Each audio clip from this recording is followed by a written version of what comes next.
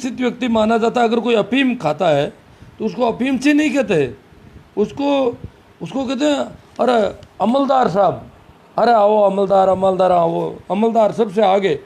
जैसे तहसीलदार, थानादार ऐसा होता है ना, उसे धार लगता है उस पर।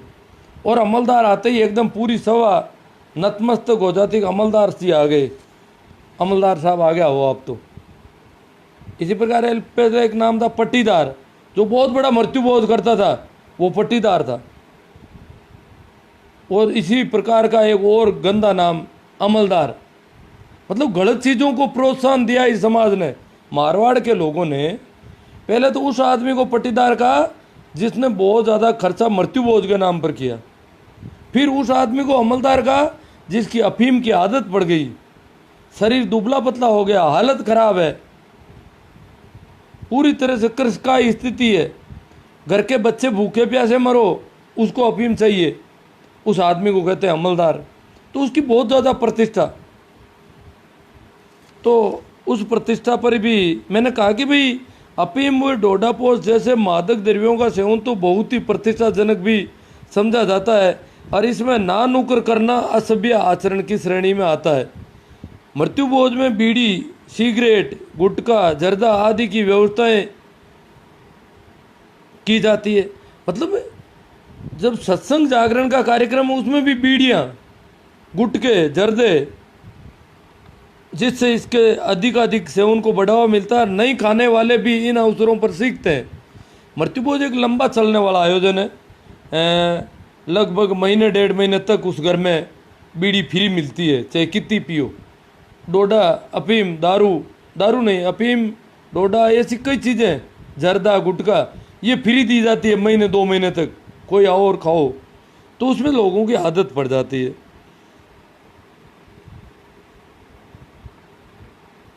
इन अवसरों पर सीखते हैं। इन अवसरों पर मिठाई बढ़ चढ़ कर खाने का भी रिवाज है, परंतु पुरानी पीढ़ी के लोग तो कम खाने पर लानत भी देते हैं। पुरानी पीढ़ी के लोग जो है वो अगर कोई कम खाता है तो उसको शर्म नहीं आई, इतना सा खा गए। अरे रोटी तो घर पर ही, सब्जी रोटी तो घर पे ही, सब्जी रोटी हम बिल्कुल मत खाओ, यहाँ तो बस मीठा ही मीठा माल सरो। ये तो रोटी तो घर पे ही मिल जाती है, रोटी के लिए आए हो। रोटी की अगर किसी को कहते हैं कि मुझे पूड़ी या सब्जी डालो, नहीं सब्जी नहीं मिले, सब्जी तो घर पे ही खा लेना, यहाँ तो ये खा ले, खाना ही खाना, यही है दिमाग में सभी के, और ये ज़्यादा से ज़्यादा खा लो बस। आज ही सब्जी रोटी खाते हो, शर्म नहीं आती तुम्हें? मतलब इस प्रकार, मतलब उनकी कोरी खाने पर नियत ऐसे लोग। और वो इसके मृत्युभोजों के कारीगर, कलाकार जो होते हैं, उनका यही धंधा होता है। नहीं खाने वालों पर, इन अवसरों पर सीखते हैं, हाँ, लानत देते हैं। व्यवस्था में लगे लोग अनावश्यक दिलेरी दिखाते हुए बिना मांगे ही थाली में मिठाई पटक जाते हैं, और ऐतराज़ करने पर कहते हैं मिठाई तो है, जहर तो नहीं, खा लो, जहर थोड़ा ही डाला है, मिठाई डाली है, खा लो इसे। पूछते नहीं, डाल देते हैं। तो वैसे भी इन अवसरों पर हर कोई ज़्यादा खाने में लगा रहता है। इस ज्यादती के चलते आंतों में कुल बुलाहट होना आम बात है। अर्थात इन अवसरों पर अजीर्ण के कारण भोजन लाभप्रद हो ही नहीं पाता। लाभप्रद तो हो ही नहीं सकता, अजीर्ण होता है, वो ज़्यादा खा लिया जाता है। खान पान की चिंता नहीं करते, हो ही नहीं पाता। खान पान में धूम्रपान एक ऐसी स्थिति है कि पास बैठे अन्य लोगों को सांस के साथ अनावश्यक रूप से धुआं निकलना ही पड़ता है। धूम्रपान करने वाले इस बात की चिंता नहीं करते कि जिनके फेफड़े इस धुएं के आदी नहीं है उन पर क्या बीतती होगी। इस धुएं में निकोटीन नामक जहर होता है जो लत के शिकार लोगों के खुराक का काम भी करता है, अतः उनके लिए उपयोगी भी है। मकानों के अंदरूनी भागों में, बसों में आदि में धूम्रपान करने और वहाँ पर उपस्थित छोटे बालकों, महिलाओं, वृद्धों, रोगी व्यक्तियों को बेहद नुकसानदेह होता है, जिसकी चिंता बहुत कम लोग करते हैं। चलो अपन चलते हैं आगे। दूसरी अनिवार्य आवश्यकता कपड़ा, जिसका प्रचलन तन ढकने को लेकर हुआ था। आदमी कहते हैं शुरुआत में पेड़ पौधों की छाल से शरीर को ढकता था, सर्दी से बचाव के लिए ऐसा शरीर ढकने का रिवाज काफ़ी पुराना है। तो शुरुआत तो इसकी ऐसे हुई। विवाह के साथ ही लड़की एक अनजान परिवेश में जाती है। जब किसी लड़की की शादी होती है तो वह अनजान परिवेश में जाती है। अनजान ऐसी जगह पर जो लोग उसके जान पहचान के नहीं होते हैं, जहाँ संकोच होना स्वाभाविक है, अतः माँ बाप अपनी बेटी के आवश्यक कपड़े लत्ते घर से ही तैयार करके देने लगे। ये एक परंपरा हुई कि लड़की वहाँ जाएगी और उसको जो कपड़े चाहिए वो हम यहीं से सिला देते हैं, क्योंकि वहाँ ये बोल नहीं पाएगी उनसे कि मेरे को कपड़े सिलने हैं, मेरे ये कपड़े चाहिए। तो लड़की को शुरुआत में वहाँ कपड़े नहीं मांगने पड़े, इसलिए इसको कपड़े 2 जोड़ी या 4 जोड़ी अपनी यहीं से सिला के दे। तो उसके नाप के उसके हिसाब से अच्छे से कपड़े, शादी के साथ ही उसको 2-4 जोड़ी से शुरुआत हुई। मतलब पुरानी जो आप अचंभित होंगे कि मैं जब पुरानी मेरी दादी नानियों से पूछा करता था कपड़ों के बाबत, तो उन्होंने कहा कि हमें एक ननियाल का और एक घर का 2 ही बेस मिले थे कपड़े पहनने के लिए। आरी बारी पहन सकती है ससुराल जा करके, इतने ही कपड़े थे और ज़्यादा यूँ नहीं थे कपड़े। ड्रेस 2 ड्रेस मिली थी, मतलब ज़्यादातर। और वो कहती थी कपड़े ही हमने शादी के बाद ही सिलवाए जाते थे, उससे पहले तो कपड़े थे ही नहीं। शादी से पहले कपड़े पहनने का रिवाज ही नहीं था। शादी होते ही उसको लहंगा और पुरुष को धोती वगैरह वो पहनाई जाती थी। तो इस प्रकार का ये रिवाज था कपड़ों की। मतलब बहुत, क्योंकि जब ये कृत्रिम धागे नहीं आए जब तक, और ये टेक्सटाइल मिल के जो कपड़े नहीं बने, जब हथकरघा था उस समय कपड़े बहुत सूती और ऊनी वस्त्र बहुत कम मात्रा में थे और बहुत महंगे पड़ते थे, इसलिए बहुत कम कपड़े थे। तो ये हुआ कि भाई लड़की को यहाँ से कपड़े दिए जाए या ससुराल में और पूरा उसका तन ढक जाए, ऐसे कपड़े दिए जाए। वो संकोच करेगी तो देने लगे, जिसे कपड़ों के लेन देन की परंपरा से तो फिर लेन देन की परंपरा बन गई कि लड़की जा रही है तो लड़की का बाप देता है, तो चाचा कहता है मेरी तरफ से भी एक ड्रेस।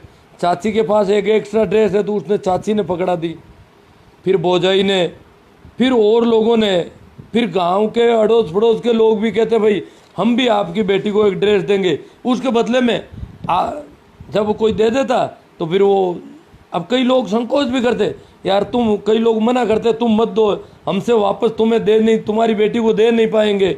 इस प्रकार का झगड़ा भी शुरू में बहुत ज़्यादा रहा। लोग कपड़े देने वालों को मना करते, नहीं रुक जाओ यार, क्योंकि आज आप दोगे तो हम आपकी बेटी को हमें देने पड़ेंगे। इस प्रकार ये आपस में पता था कि आपस का लेन देन है, अगर इसने दे दिया और मैं नहीं दूंगा तो कल ये तो लड़ाई की झगड़े की जड़ हो जाएगी पूरी। और झगड़े हो जाते थे, कपड़े फेंक दिए जाते थे, ये क्या हमने ऐसा कपड़ा दिया था, तुमने ऐसा क्यों दे दिया, इस बात में कपड़ा फेंक दिया जाता था।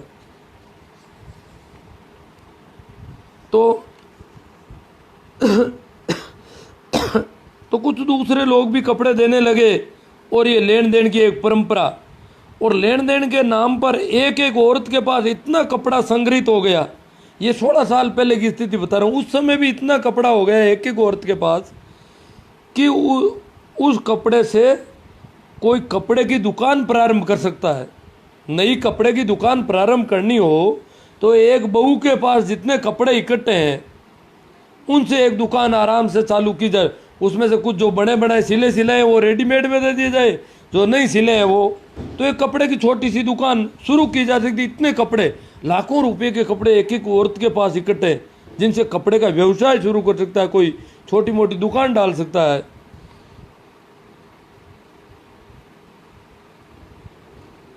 इतना कपड़ा संग्रहित है, जितने कपड़े की दुकान प्रारंभ की जा सकती है, जितने में कपड़े की दुकान प्रारंभ की जा सकती है।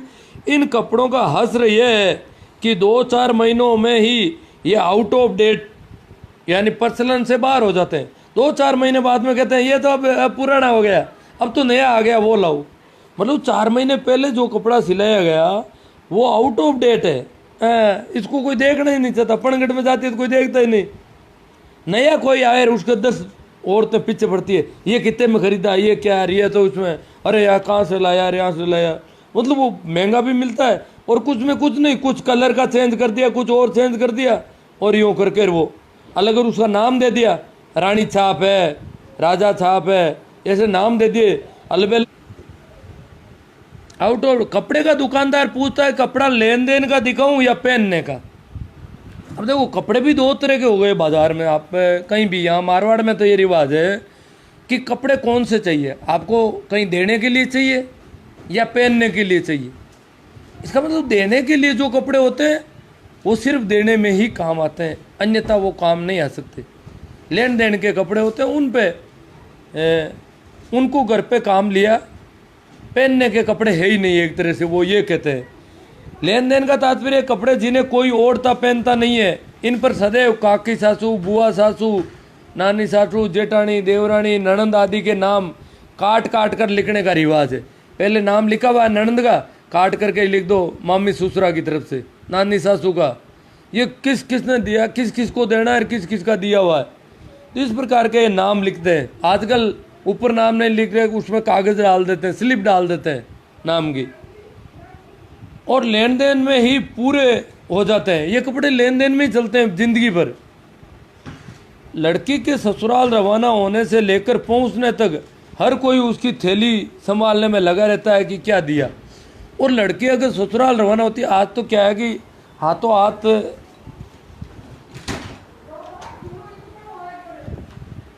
कहीं धूम कहीं कोई हो भाई आंधी।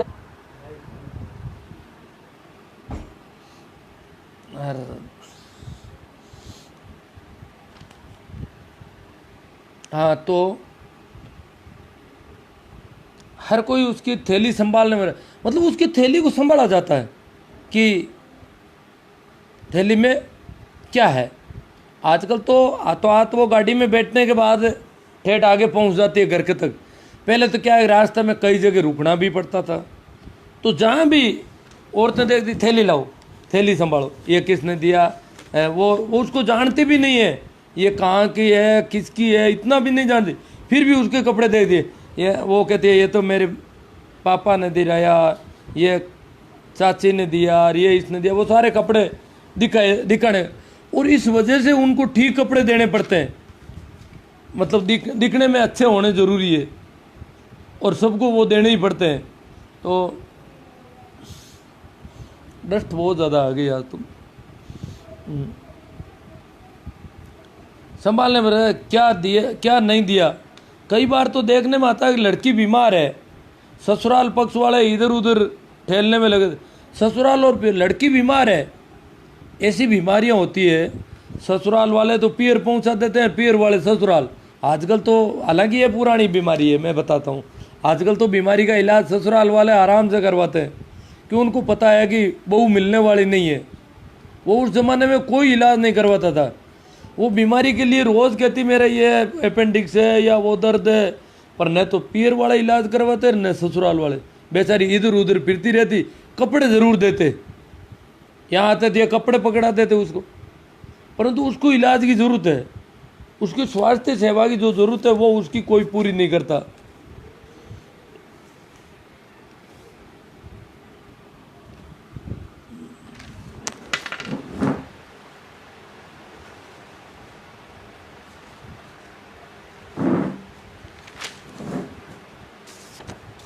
बस से ज़्यादा हो गई।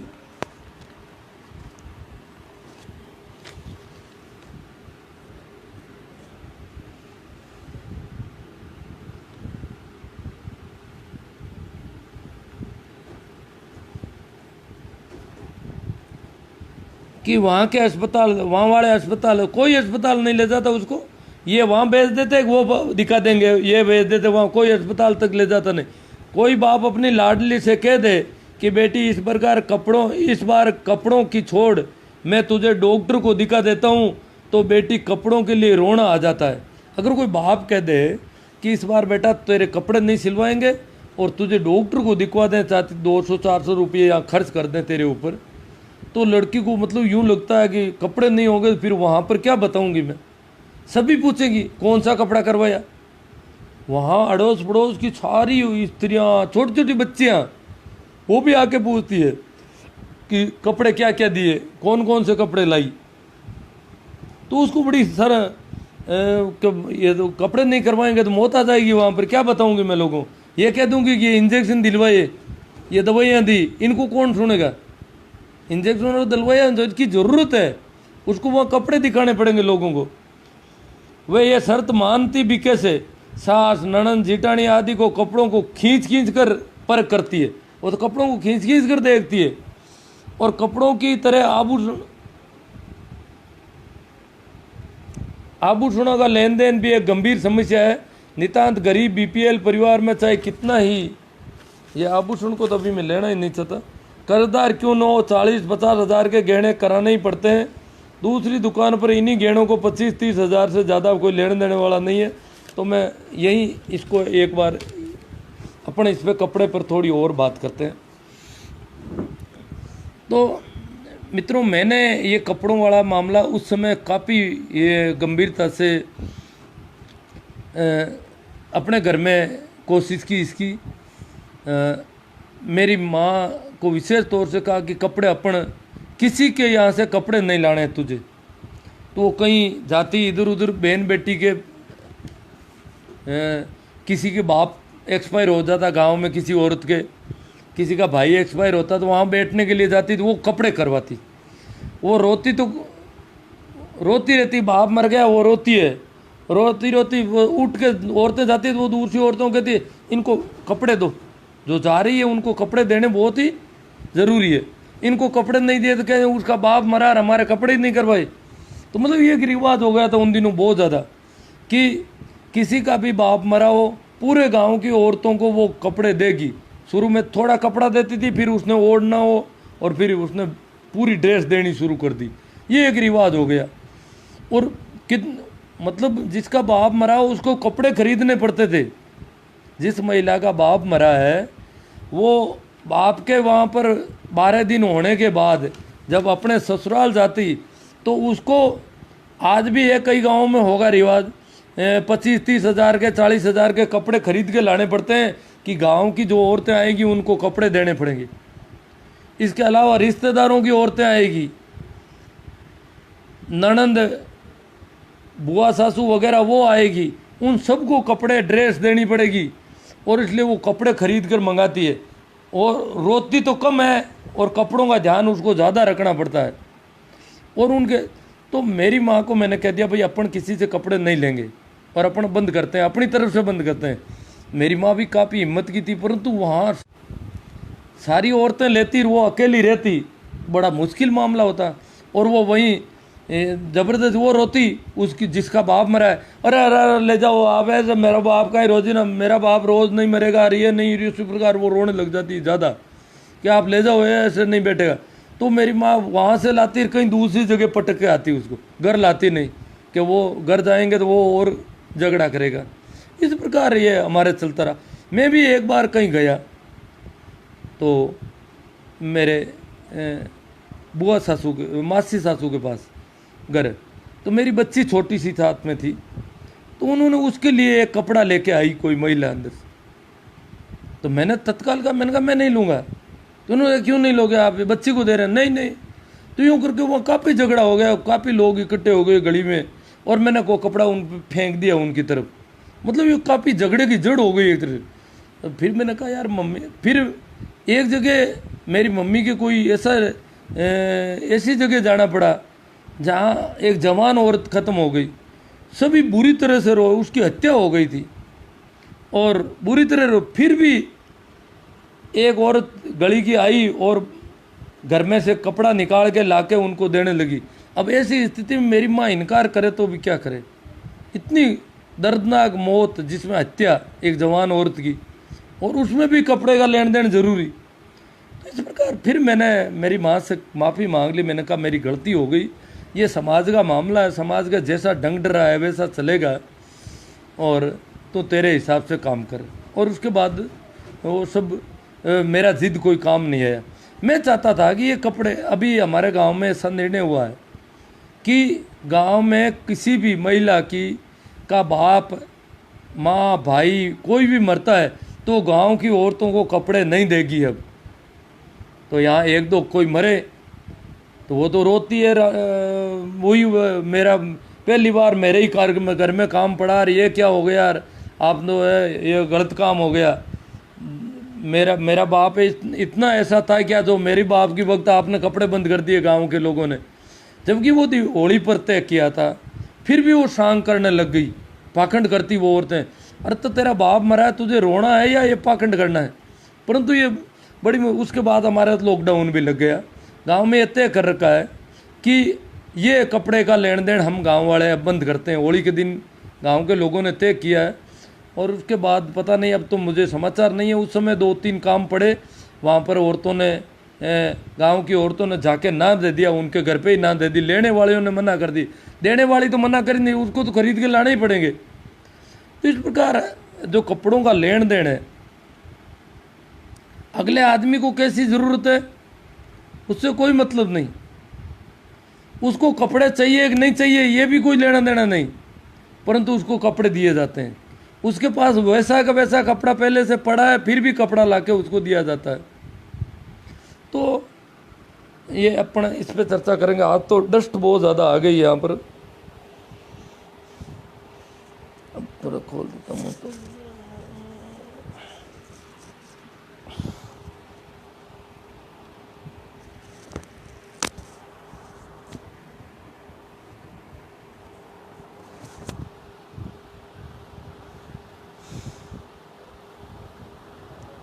हाँ, राम राम जी, प्रणाम, नमस्कार सभी को मेरा राम राम।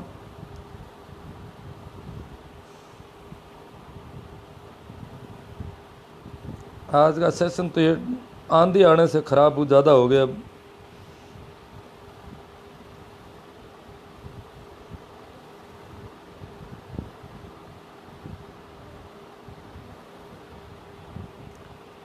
हाँ, एक तो कुछ मतलब आजकल तो क्या हो रहा है, हालांकि अब कपड़े सस्ते हो गए, और अगर जैसे कुछ लोग इल्ज़ाम लगाते हैं कि इस प्रकार आपको पता होना चाहिए कितने कपड़ों के कारखाने चलते हैं, इसी बेस पे चलते हैं, तो कितने लोग बेरोजगार हो सकते हैं। देखो, चिंता करने वालों की अलग अलग ढंग है।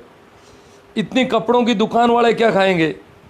इतने इतने लेबर जो है, मजदूर है, कपड़ों की इतनी बड़ी बड़ी मिलें, वो इन्हीं के दम पर चलती है, लेन देन के कपड़ों के दम पर, तो उनका क्या होगा?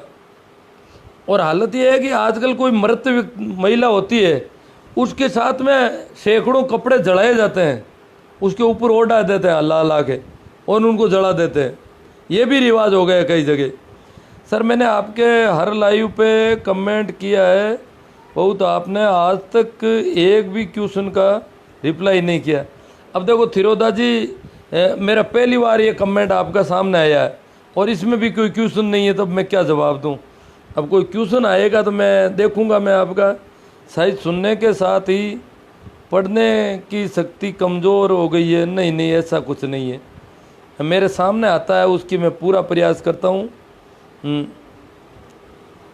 मैं कहता हूँ कुछ गुरुजी दुख तिरक पर हाथ दे रहे हैं। अब मैंने जब गांव वाले इकट्ठे हुए, मैंने कहा मेरी पत्नी तो घर पे कपड़े बेचती है, थोड़े बहुत बेचने का धंधा है, तो वहाँ मैंने कहा भाई आप बंद कर रहे हो गांव में, तो एकदम से हमारे तो नुकसान हो रहा है सीधा सीधा। कल ही लोगों को जरूरत नहीं रहेगी, कई लोगों को, ऐसे लोगों को। ये है डाउर जिगा भाया, क्या है सर? देख कर पढ़ो मत, जो क्वेश्चन करते हैं उनको रिप्लाई करो। अब मुझे पता नहीं कौन से क्वेश्चन है कौन से नहीं, मैं पहले कैसे पता है क्वेश्चन है क्या है? तुच्छ शब्दों का प्रयोग न करें तो ठीक रहेगा डाउर लाल जी। अरे तो डाउर जी को कह रहे हैं क्या? नया आ गया जिसका नाम दिया गया है कोरोना। अरे हाँ, नए कपड़े आ गए, कोरोना। सुभाष जी भी कपड़ों की दुकान चलाते हैं। उस जमाने के मैंने कपड़ों के नाम भी लिखे हैं, 1000 बूटी, ये अब कोरोना नाम का कपड़ा भी आ गया है। सुख जी के, सुभाष जी कह रहे, राम भक्त जी बहुत अच्छी बातें, समाज को सुनना चाहिए। गुरु जी आंधी आ गया। आंधी क्या आ गई, हालत खराब हो गई मेरी तो, नाक में दम कर दिया इसने।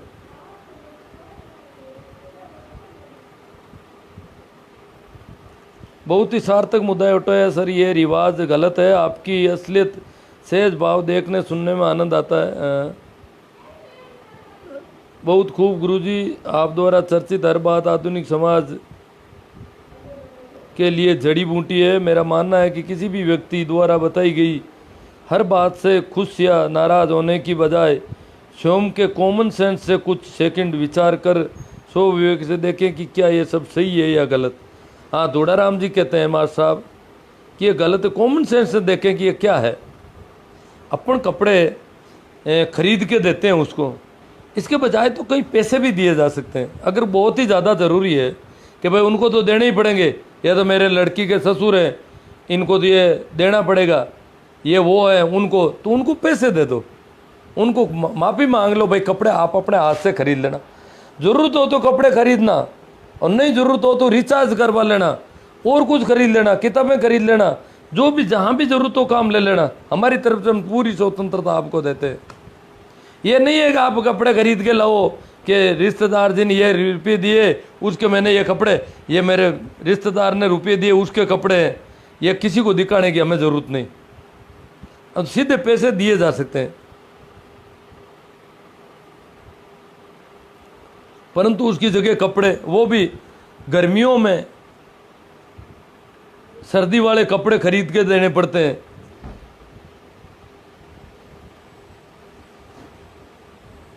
हाँ, जाट एचआर साहब के बंद करना, मतलब ये तय किया जा सकता है। हमारे गांव में तय किया तो हमने काफ़ी दिन तक, वो लॉकडाउन बाद में हुआ, 10-12 दिन 15 दिन बाद में लॉकडाउन हो गया, पर शुरू के दूसरे दिन ही शुरू हो गई बातें। कई घरों पे लोगों ने ला के कपड़े दे दिए। तो हमारे कुछ, क्योंकि गांव बहुत ज़्यादा इकट्ठे हुए थे लोग, उसमें 200 आदमी थे गांव के, बहुत बड़ा मजमा लगा था। वीडियो भी फेसबुक पे डाला था किसी ने, वो आज तो मैं देखूंगा वो कहाँ पर है। तो इतने लोग थे और सबने हस्ताक्षर किए और सबने तय किया। तो वहाँ सुना कि समाचार आया शाम को कि फलां के घर में ये हुआ, लड़की ससुराल जा रही है और पड़ोसियों ने कपड़े दे दिए। तो हमने पातों हाथ संपर्क किया, सभी बच्चों को, युवाओं की पूरी टीम बना दी, सबको एक्टिव कर दिया कि प्रत्येक ऐसी घटना का समाचार दोगे, कहीं किसी के कोई मर गया तो उसका हमें पता होना चाहिए। कल वहाँ बैठने जाएंगे तो वहाँ कपड़े नहीं दे, किसी के मुकलावा हो, सावा हो, कुछ भी हो, ऐसी कोई भी जिसमें कपड़े दिए जा सकते हैं इधर उधर गाँव के लोगों द्वारा, तो उसकी सूचना हमें होनी चाहिए ताकि हम उसको हाथों हाथ उसकी निगरानी रखें। तो निगरानी में हमें पाया गया कि वहाँ कपड़े ले लिए, तो हाथों हाथ वहाँ के उनके लड़के को, जवान लड़का था, उसको फ़ोन किया, उसने कहा अभी जाता हूँ। वो घर गया और मम्मी को बोला कि कपड़े ले लिए तुमने लोगों से, तो बोले वो तो लेके आ गई औरतें, तो उनको कैसे मना करूँ, कि नहीं नहीं उनको वापस दो। तो सबके घर वापस कपड़े पहुँचाए, और जो लेके आई उनमें से भी कुछ औरतें नहीं लाई थी, कुछ औरतों ने कहा हम पैसे दे देंगी वहाँ पर जितने, मतलब हमने कहा भाई कपड़े नहीं दो तो आप पैसे दे देना, आप 100 रुपये का कपड़ा 20 रुपये दे देना वहाँ पर। वो क्या है कि 100 रुपये का कपड़ा 500 का दिखाने की कोशिश करते हैं, इस वजह से कपड़े देते हैं। पैसे तो 20 रुपये, 20 ही दिखते हैं, 21 ही नहीं दिखते। ये है इनकी गड़बड़। झूठ को बढ़ावा कैसे दे, कपड़ों का लेन देन झूठ को बढ़ावा दे सकता है कि नहीं साहब ये कपड़ा इसके तो 500 लगते हैं, इसके 400 लगते हैं, ये दिखाना है। और कपड़े वैसे ही घर में बेकार पड़े हैं, बहुत ज़्यादा पड़े हैं, तो इनको इधर उधर देने के लिए काम लेना है। टोकन मनी है, टोकन की तरह देते हैं। तो उस लड़के ने हाथों हाथ अपनी मम्मी से सारे, वो औरतें घर से पैसे लेके आई थी, कुछ औरतें पैसे देना चाहती थी, इतने में दूर सी औरत को कपड़े लाई देकर भागी कि क्यों पैसे कमाए। औरतें सोच रही है कि 50 रुपये देंगे, इससे अच्छा तो घर पे कपड़ा पड़ा वो तो बेकार ही पड़ा रहेगा, गांव में तो रिवाज बंद हो गया। तो 50 रुपये रोकड़ देने के बजाय हम वो कपड़ा दे दें, कपड़े भले ही 200 का है तो क्या काम आएगा हमारे, वो तो बेकार हो गया। तो वो कपड़ा दे देते हैं ताकि वो काम 50 रुपये बच जाएंगे।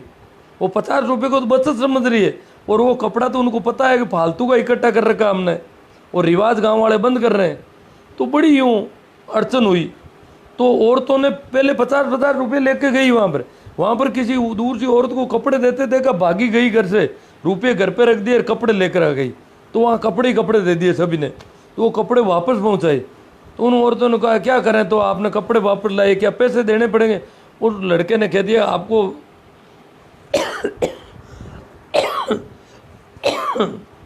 ठीक लगता है तो कपड़े पैसे देना, नहीं लगे तो कुछ भी देने की जरूरत नहीं, परंतु कपड़े हम नहीं लेंगे। गांव ने तय कर दिया, गांव का निर्णय है इसलिए कपड़ा कोई भी नहीं लेगा हमारे गांव में। तो उसने कपड़े वापस भी होते यूं करके ऐसे कई छोटे मोटे काम हमारे हो गए 10-12 दिनों में। उसके बाद लॉकडाउन के बाद तो हमने भी ध्यान नहीं दिया, शायद ऐसा कुछ नहीं हो रहा होगा। और गांव में वो कपड़ों का और भी 2-3 बातों का किया था, मैं कपड़ों पर ही बात कर रहा हूँ। भाई धर्मेंद्र सिंह जी, पारंपरिक सामाजिक परिस्थितियों पर कटाक्ष और आधुनिकता का भली भांति बखान, निस्संदेह लाइव सेशन से लोगों की सोच विचारों में साथ साथ उनकी कार्यशैली में परिवर्तन भी होगा। धर्मेंद्र सिंह का परिवर्तन होगा, ठीक है भाई। भंवरलाल जी, बहुत अच्छी बातें रखी है आपने सर। मतलब ये कपड़ों का लेन देन अगर कोई गांव वाले अगर इस लॉकडाउन के बाद अगर तय करें तो हमसे इसके अनुभव लिए जा सकते हैं, हमने किस प्रकार उसको किया और शायद अब तक हमारे ठीक चल रहा है। नहीं तो फ़ोन आ जाते लोगों के। कपड़ों का लेन देन गांव में लगभग बंद हो गया। इसमें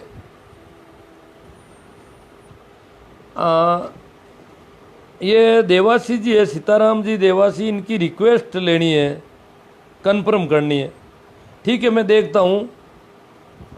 सामाजिक मौके पर दी जाने वाली निम्न में से निम्न क्वालिटी की ड्रेस भी 500 की गिनी जाती है। हाँ, मतलब वो ज़्यादा पैसों की मानी जाए इसलिए वो, क्योंकि पैसे तो पैसे हैं, उनको तो ज़्यादा का यही कह सकते हो नया नोट है, एक पुराना नोट है, इससे ज़्यादा उसमें कुछ होती नहीं। और ये फर्जीवाड़ा चलाने के लिए, धोखा देने के लिए कि ये कपड़े ज़्यादा रुपये का माना जाएगा इसलिए कपड़ा दे दो। यहाँ पर ये जितने भी लेन देन है नगद के बजाय जो भी लेन देन है वो ज़्यादा दिखाने के लिए, झूठ को खड़ा करने के लिए, झूठ का बाउंडर खड़ा करने के लिए ये लेन देन वस्तुओं के लेन देन है। अन्यथा तो वस्तु का लेन देन करने की जरूरत नहीं। और फिर उनके पास घर में कपड़े पड़े, बड़ी अड़चन हो गई औरतों को। औरतों ने कहा कि हमसे आपने पूछा ही नहीं और ये निर्णय ले लिया आपने। गांव वालों ने, पुरुषों ने हमसे तो पूछा ही नहीं, पुरुषों ने निर्णय ले लिया। हालांकि और वहाँ भी हमारे चर्चा भी हुई थी, मीटिंग में भी कहा कि भाई घर पे पूछ के आए हो नहीं आए हो, निर्णय सारे औरतों से संबंधित हो रहे हैं और औरतें एक भी मीटिंग में आई नहीं है। परंतु औरतों ने भी बहुत गंभीरता से लिया और गांव के लोगों का बहुत अच्छा सहयोग मिला हमारे गांव का। और शायद मेरी दृष्टि में आज जब ये लाइव है तो कुछ लोग गांव के भी सुन रहे हैं, अभी तक ऐसा लेन देन वापस शुरू नहीं हुआ कपड़ों का गांव में। पूरे गांव में हमने सब तरह का कपड़ों का लेन देन बंद कर दिया। यहाँ गांव में जो होता है, अब कहीं रिश्तेदारी में ज़रूरत पड़ेगी वहाँ पर भी तय तो यही कर रखा है और कह दिया भाई जिसको देना है कपड़े की जगह पैसे दे दिए जाए। कितने दे सकता है, जितने दे दे, कम से कम दे दो, परंतु कचरा मत इकट्ठा करो किसी के घर में ले जा करके। तो अब गांव में एक दिक्कत बहुत बड़ी हो रही है, ये कह रहे हैं कि औरतें भी हिसाब कर रही है और पुरुष भी कर रहे हैं कि हमारे गांव में फालतू के कपड़े इकट्ठे होंगे। ये बहन बेटियां दूसरे गांव जाएगी तो वहाँ तो इनको कपड़े देंगे और ये यहाँ पर किसी को दे नहीं सकेगी, तो इनके पास फालतू ये कपड़े इकट्ठे हो जाएंगे। तो ये वहाँ पर इनकार कर नहीं पाएगी भाई मैं कपड़ों को वहाँ करूँगी। अब उस गांव में तो कपड़ों का चलन बंद हो गया। तो हम चाहते हैं कि ये रिवाज सभी गाँवों में हो, अड़ोस पड़ोस में जहाँ जहाँ तक ये फैलता है कपड़ों का लेन देन बंद किया जाए, ये रिवाज सब जगह हो जाए तो हमारी ये मुहिम सफल हो सकती है। अन्यथा अकेले गांव में ये एक बहुत बड़ा मांग और पूर्ति का नियम गड़बड़ा जाएगा। हमारे यहाँ तो इकट्ठे होते जाएंगे कपड़े और कपड़े दे नहीं सकेगी औरतें किसी को, और उनको पास में 20 रुपये दो, 50 रुपये देने पड़ेंगे, तो उन कपड़ों का करे क्या? ये दिक्कत यहाँ पर होने वाली है आने वाले दिनों में। तो इसके लिए अगर पड़ोस के गांवों के लोग और इधर उधर हो जाए, और हमने औरतों को कह दिया कि आप अपने गांव में ये बात कह दो कि भाई मेरे ससुराल में ऐसा चलता नहीं है इसलिए आप मुझे कपड़े मत दो, जो भी देना है 20 रुपये दे दो, 25 रुपये दे दो, मैं आगे 20 दे दूंगी जहाँ देने होंगे। 50 दोगे तो आगे मैं 50 देती रहूँगी। तो आप उसमें इनकार करना सीखो, वहाँ पर हिम्मत करो वहाँ पर, और लाना भी बंद करना पड़ेगा। देना बंद कर दिया और लाना चालू है तो यहाँ पर कपड़ों का ढेर लग जाएगा। ये एक मांग और आपूर्ति का नियम खराब हो जाएगा। तो ये हमने ऐसा निर्णय लिया, किसी को शायद ऐसा बुरा नहीं लगा है, ठीक है, परंतु मांग और आपूर्ति का नियम जो है वो आप लोग ठीक कर सकते हो अड़ोस पड़ोस के और इलाके में। अगर सभी जगह से निर्णय ले लिए जाए तो ये कपड़ों का लेन देन जो है करोड़ों रुपयों का व्यवसाय है। सारी दुकानें इस वजह से चल रही है कपड़े की। 90% से ज़्यादा कपड़ा पहनने में काम नहीं आता है। तो ये सारे कारखाने हमारे भाई भले ही बंद हो तो हमें क्या लेना देना उन कारखानों से। हाँ, हो सकता है हमारे घर का कोई मजदूर वहाँ उन कारखानों में काम करता होगा, हम कोई और काम देखेंगे। वो कारखाने जो बिना मतलब कपड़े सिले बनाए जाते हैं ज़रूरत के बिना, और इतना कपड़ों का ढेर लगा है, वो कारखाने बंद हो जाने चाहिए मेरी दृष्टि में। आपका भी अभी कोई विचार आ जाएगा। और ये कपड़ों का लेन देन बंद होना चाहिए। जो बिना मतलब अपन उस कपड़े की जगह नगद दे सकते हैं, और नगद रुपये से वो चाहे तो चाय चीनी भी खरीद सकता है, घर की ज़रूरत की कोई भी चीज़ खरीद सकता है। कपड़े खरीदना ज़रूरी थोड़ी है, कपड़ों की तो ज़रूरत नहीं। कपड़े तो एक से औरतों के पास तो इतने, आदमियों के पास ऐसे कपड़े इतने नहीं है ज़्यादा, बहुत कम है। औरतों के कपड़ों का है लपड़ा सबसे ज़्यादा, आदमियों के कपड़े थोड़े बहुत है पर कम है ऐसा। हाँ, धर्मेंद्र सिंह कह रहे हैं कि यदि कोई रिवाज प्रथा है तब तक तो ठीक है, लेकिन जब ये कुप्रथा हो जाती है तब गलत है। कांसली की महिमा, हाँ, ये कांसली के नाम से शुरू हुआ। कांसली वो होता है जो स्तन ढकने का कपड़ा होता था पहले औरतों का। और आप ताजुब करोगे, जब मेरा रिश्ता पक्का हुआ उस ज़माने में मेरे भाइयों का और का रिश्ते होते थे, तो उस समय वो एक इतना सा कपड़े देती थी और कोई कपड़ा नहीं था। कपड़ों का लेन देन था ही नहीं उतना इतना। सिर्फ ससुराल जाती उसको ही ड्रेस करवाई जाती थी, बाकी किसी के ड्रेस नहीं थी। बहुत कम ड्रेस, कपड़े थे कहाँ। और बड़ी लड़ाई होती थी एक एक कपड़े के लिए। और वो कांसली भी अगर कोई लंबी बाह की हो जाती तो उसका तो बड़ा नाम होता, लंबी बाह की कांसली दी है। और ये कहावत होती थी कि आज तक लंबी बाह की मुझे नहीं पहनाई, एक भी पहना देती तो मानती कि हमारी रिश्तेदारी ने एक लंबी बाह की पहना दी। तो ये वहाँ से रिवाज शुरू हुआ और आज मामला बहुत गड़बड़ हो गया है कपड़ों का। और कपड़ों का रिवाज मेरे हिसाब से सभी को पसंद है, और इस पे एक सेशन और करना पड़ेगा। आज तो ये ऐसी हो गई हालत ख़राब कि मैं चाहता हूँ कि इसको यहीं रोक दिया जाए। अभी भी ये धुआं मिट ही नहीं रहा है कमरे के अंदर, पंखा चल भी रहा है।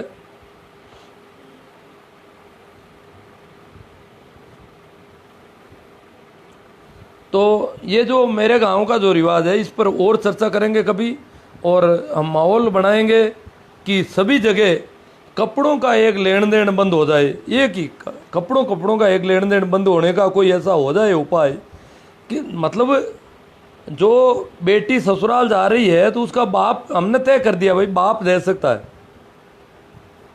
जो इसका खून का रिश्ता है केवल वही देगा, इसके अलावा कोई कपड़े नहीं देगा। सिर्फ वही कपड़े होंगे, बाकी किसी प्रकार का लेन देन का नाम का कोई कपड़ा, चाहे मायरा हो चाहे पिरावणी हो, कहीं पर भी। भाकरोद गांव का 36 कौम के लोग इकट्ठे थे वहाँ पर, और 36 कौम ने ये तय कर दिया, गांव के 36 कौम का निर्णय हुआ। तो 36 कौम ने जो चीज़ तय की है वो वास्तव में हमारे यहाँ क्या है कि एक कौम कर ले तो दिक्कत, आपस में लेन देन है। चाहे मेघवाड़ की बेटी ससुराल जा रही है तो भी जाटों में ही देने जाते हैं, प्रजापत भी देते हैं, सुतार भी देते हैं। और उसके कुछ दिनों बाद, उन्हीं दिनों लॉकडाउन, एक युवती करंट आने से ख़त्म हो गई गांव में।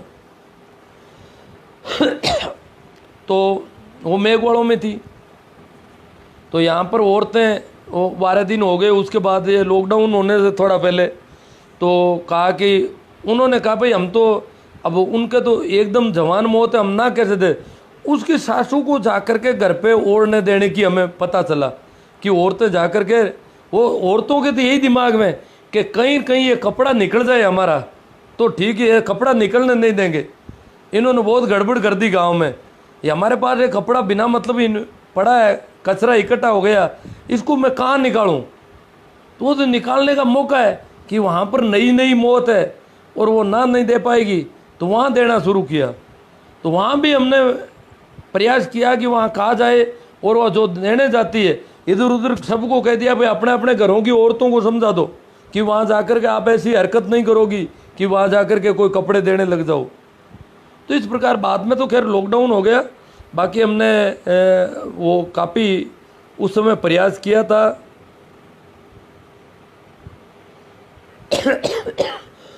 अब पर्याप्त है, डस्ट ज़्यादा हो रही है। आप सब लोगों ने बहुत अच्छा साथ दिया, धन्यवाद। सेशन जैसा हुआ, प्रणाम, राम राम।